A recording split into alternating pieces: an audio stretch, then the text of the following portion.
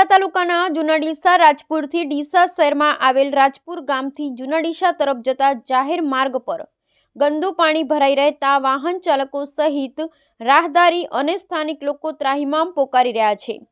રાજપુર ગામથી જૂના ડીસા તરફનો રસ્તો ઉબડ-ખાબડ અને બિસ્માર હાલતમાં જોવા મળી રહ્યો છે।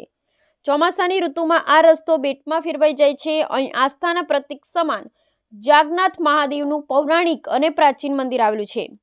આ માર્ગનું સમારકામ કે નવીનીકરણ હાથ ધરવામાં ન આવતા સ્થાનિક લોકોમાં તંત્ર સામે રોષ ભભૂકી ઉઠ્યો છે। વધુમાં અહીં સરયુનગર પ્રાથમિક શાળામાં બાળકો અભ્યાસ અર્થે આવે છે, તેઓ પણ ભારે હાલાકીનો સામનો કરી રહ્યા છે। ત્યારબાદ આ જ માર્ગ પર ખેતલા બાપજીનું મંદિર આવેલું છે, જ્યાં લોકો સંતાનોની બાધા આખડી પૂર્ણ કરવામાં આવે છે, જેની બાજુમાં જ સરયુ શરણદાસજી હનુમાનજી મંદિર પણ આવેલું છે।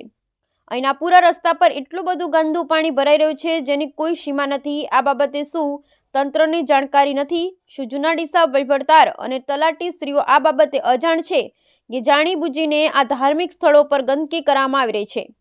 હકીકત તો એસડીએમ સાહેબ આ વિશે તપાસ કરે તો બહાર આવે, માટે વહેલી તકે સદર પ્રકરણનો નિકાલ આવે તેવી સરયુનગરના સ્થાનિક રહેવાસી તથા આજુબાજુના લોકોની માંગ છે। બ્યુરો રિપોર્ટ વિપુલ મંડોરા, જૂના ડીસા।